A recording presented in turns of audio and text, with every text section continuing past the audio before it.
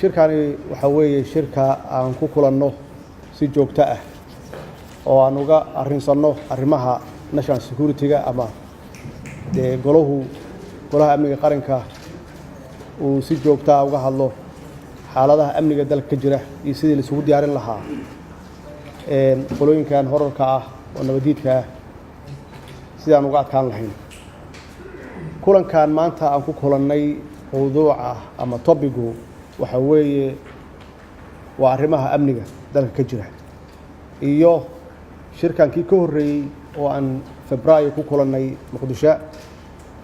wixii aan ka wada hadalnay qayb ahaan iyo wixii noo kala dambeeyay.